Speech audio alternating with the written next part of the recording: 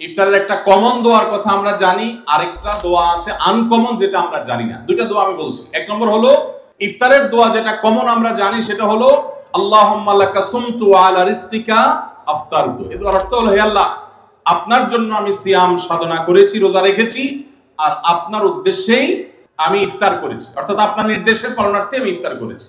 এই যে আল্লাহুম্মা লাকা সুমতু আলা রিজকিকা আফতারতু, এটা ইফতারের একটা দোয়া। আরেকটা দোয়া হলো যাহাবা যামা ওয়াবতাল্লাতিল উরুক ওয়া সাবাতাল আজরু ইনশাআল্লাহ। অনেকে এটা জানেন মাশাআল্লাহ।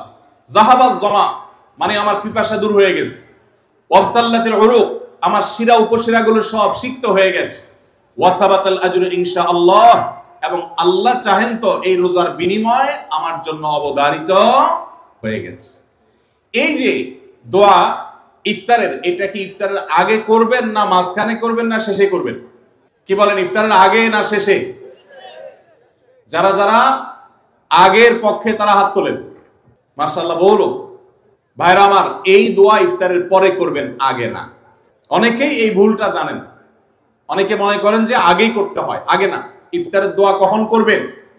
ইফতারের শব্দের অর্থের দিকে খেয়াল করলে তো দেখতে পারেন, পিপাসা দূর হয়ে গেছে, শিরা উপশিরা সিক্ত হয়ে গেছে, এটা কি ইফতারের আগে হয় না পরে হয়? তাহলে আল্লাহুম্মা লাকা সুমতু আলা রিজকিকা আফতারতু, আল্লাহ তোমার জন্য রোজা রাখলাম, তোমার রিজিক দিয়ে ইফতার করলাম, এটা কি আগে না পরে? পরে। অতএব এটা ইফতারের পর। তাহলে ইফতারের শুরুতে কি পড়বেন? বিসমিল্লাহ। বিসমিল্লাহ বলে যে কোনো খাবার খান, ইফতারও খাবেন।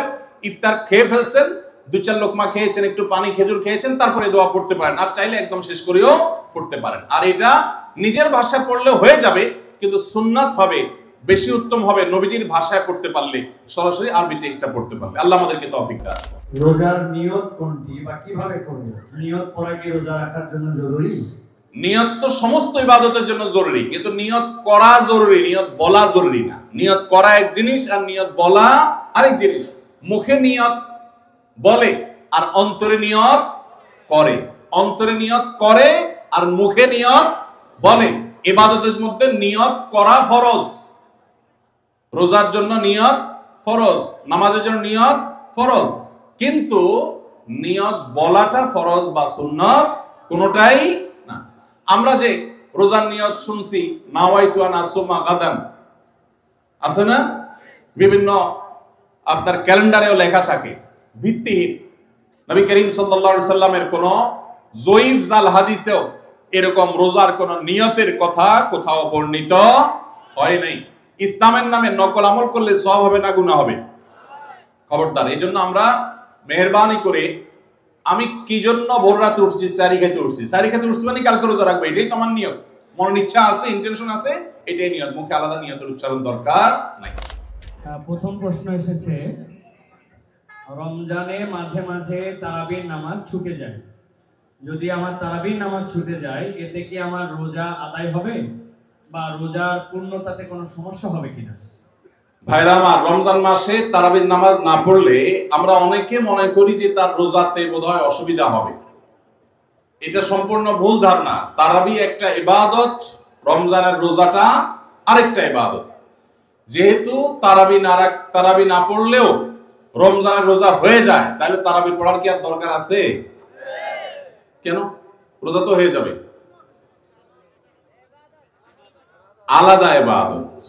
রোজা রাখা একটা ইবাদত, তারাবি পড়াটা আরেকটা ইবাদত। নবী করিম সাল্লাল্লাহু আলাইহি সাল্লাম একই হাদিসে দুটি কথা বলেছেন, মান কামা রমাদানা ঈমানান ওয়া ইহতিসাবান গুফিরা লাহু মা তাকাদ্দামা মিন যামবি। একই হাদিসে বলেছেন, মান সামা রমাদানা ঈমানান ওয়া ইহতিসাবান গুফিরা লাহু মা তাকাদ্দামা মিন যামবি।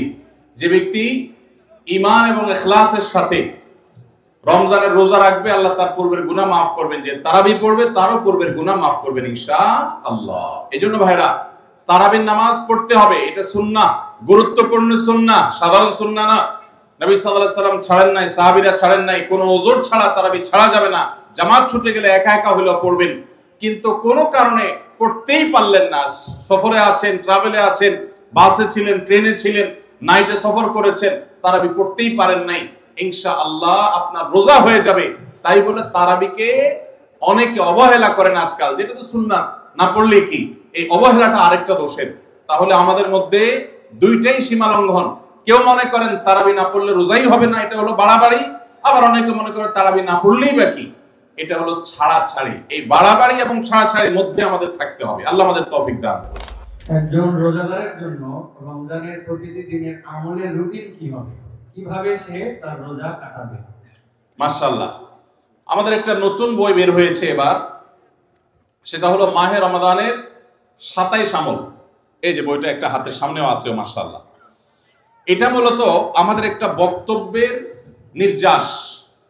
এর আগে সোনাইমুড়িতে একটা বক্তব্যে আমরা মাহে রমজানের উপরে একটা গবেষণা করে 27টা আমল কোরআনের আলোকে বের করেছি, সেটা উপস্থাপন করেছি, পরে এটাকে বই আকারে আনা হয়েছে। এখানে রমজানে আপনি কি কি করবেন তার সবগুলোর তালিকা দেওয়া আছে। অতএব এটার আলোকে আপনি আমল করতে পারেন, চাইলে ভিডিও বক্তব্যটা শুনে নিতে পারেন। একবার সকাল থেকে রাত পর্যন্ত একটা সুনির্দিষ্ট রুটিনের মধ্য দিয়ে কাটাবেন। আর কিচ্ছু করতে পারেন না পারেন, শুধু একটা কথা বলে যাই, রমজান মাসে ফরজ রোজা রেখে অন্তত কোনো প্রকার হারাম কাজ, গুনাহের কাজ করবেন না। বাস এটুকু যদি করতে পারেন, ইনশাআল্লাহ আপনার রমজান সাকসেস। চেষ্টা করা যাবে না ইনশাআল্লাহ? একটা কাজ যদি করতে পারেন, আপনার রমজান ইনশাআল্লাহ সফল। সেটা হলো ফরজ রোজা রাখলেন, 5 ওয়াক্ত নামাজ তো ফরজ পড়বেনই, ফরজ কাজগুলো করলেন, আর গুনাহ থেকে বেঁচে থাকলেন। কোনো হারাম কাজ করলেন না, ঝগড়াঝাটি করলেন না, মিথ্যা বললেন না, চগলখড়ি করলেন না, গীবত করলেন না, কাউকে ঠকাইলেন না, 2 নম্বর কাজ করলেন না। এই গুনাহমুক্ত যদি রমজান কাটাইতে পারেন, আপনার রমজান সাধনা সার্থক ইনশাআল্লাহ। আল্লাহ তৌফিক।